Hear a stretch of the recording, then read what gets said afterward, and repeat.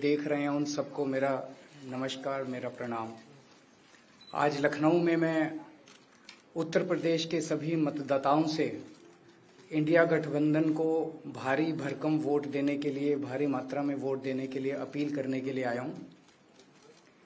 मैं 4 बातें रखना चाहता हूं। पहले चारों बिंदु बता देता हूं, फिर उसको डिटेल में एक्सप्लेन करूंगा। पहला ये कि ये चुनाव भारतीय जनता पार्टी मोदी जी अपने लिए वोट नहीं, अमित शाह जी को प्रधानमंत्री बनाने के लिए वोट मांग रहे हैं। दूसरी बात, योगी आदित्यनाथ जी को अगर ये लोग जीत गए तो योगी आदित्यनाथ जी को 2 से 3 महीने के अंदर उत्तर प्रदेश के सीएम पद से हटा दिया जाएगा।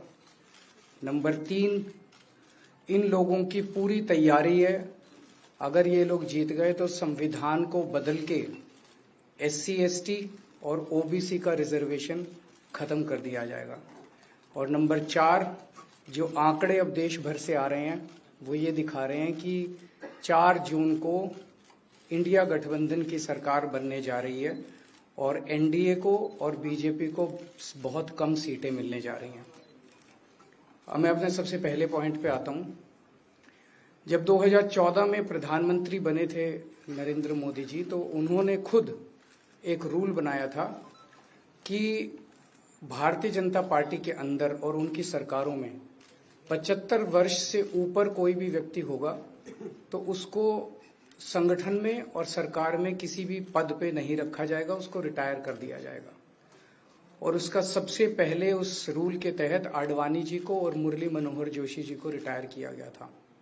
और उसके बाद तमाम यशवंत सिन्हा जी, सुमित्रा महाजन जी, कई लोगों को यहाँ टिकट नहीं मिली।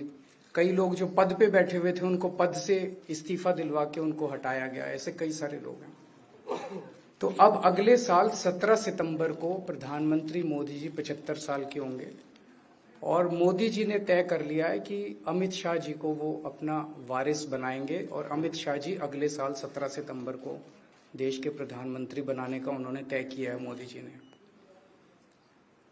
इसके ऊपर मोदी जी पिछले 1-2 साल से लगे भी हुए हैं, क्योंकि भारतीय जनता पार्टी के अंदर अमित शाह जी के सामने जो जो बाधाएं पैदा कर सकता था नेता, एक एक करके उन सब नेताओं को साइड कर दिया गया, उनका पत्ता साफ कर दिया गया।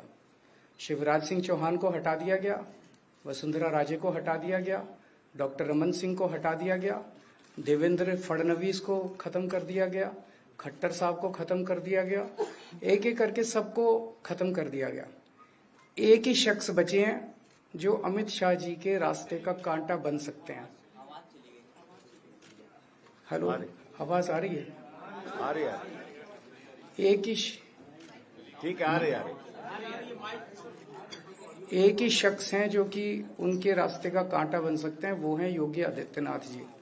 अब योगी आदित्यनाथ जी को इन्होंने हटाने का पूरा मन बना लिया है और अगर इनकी सरकार बनी तो 2 महीने के अंदर योगी जी को भी उत्तर प्रदेश के सीएम से हटा दिया जाएगा। मैंने दिल्ली में 3-4 दिन पहले ये प्रेस कॉन्फ्रेंस की थी और ये दोनों मुद्दे उठाए थे। जैसे मैंने मुद्दे उठाए थे तो अमित शाह जी ने और उनके कई नेताओं ने अपनी भावना प्रकट की कि नहीं, मोदी जी को 75 साल में इस्तीफा नहीं देना चाहिए, मोदी जी को 75 साल पूरा कार्यकाल पूरा करेंगे। उन सब की भावनाओं की मैं कद्र करता हूं, क्योंकि अपने नेता के लिए जब भी ऐसी बात होती है तो सब लोग सामने आके बात करते हैं। लेकिन बड़ी बात यह है कि मोदी जी ने ऐसा नहीं कहा कि मैं 75 साल पे इस्तीफा नहीं दूंगा, मैं रिटायर नहीं होऊंगा।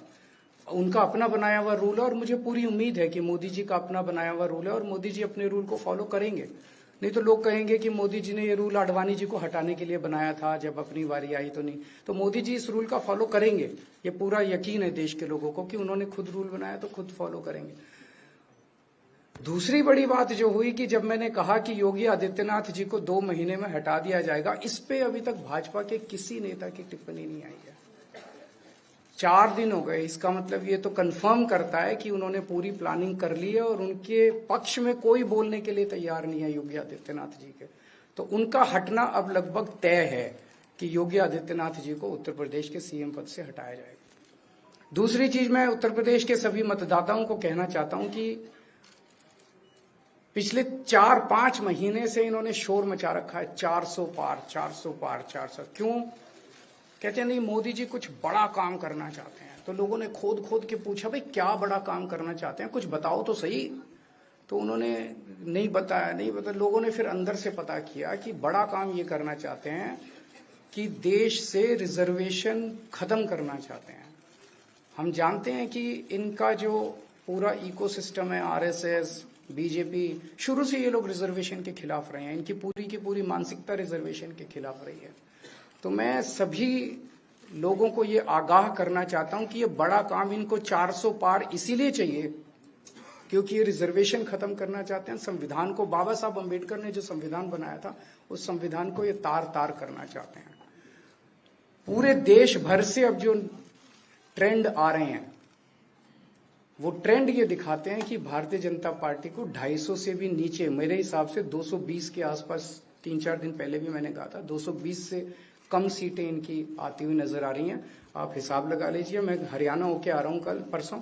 हरियाणा में इनकी बहुत कम हो रही हैं, दिल्ली में इनकी बहुत कम हो रही हैं, पंजाब में मुझे नहीं लगता इनकी कोई सीट आ रही है, कर्नाटक में इनकी काफी कम हो रही है, महाराष्ट्र में इनकी बहुत कम हो रही है, बंगाल में इनकी कम हो रही है, यूपी में इनकी कम हो रही है, बिहार में इनकी कम हो रही है, झारखंड में इनकी कम हो रही है, राजस्थान में इनकी कम हो रही है।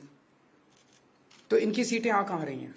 तो इनकी 220 के नीचे सीट आ रही हैं। इनकी सरकार बीजेपी की सरकार नहीं बन रही है, इंडिया गठबंधन की सरकार बनेगी और इंडिया गठबंधन की सरकार जो है वो देश को एक प्रगति के रास्ते के ऊपर लेके जाएगी। इस तरह से जो पूरे देश के अंदर एक नेगेटिविटी इन लोगों ने फैलाई है उसको हम लोग ठीक करेंगे।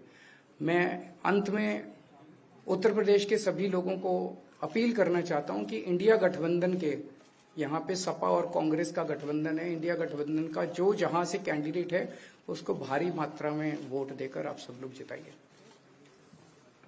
अब मैं निवेदन करूंगा समाजवादी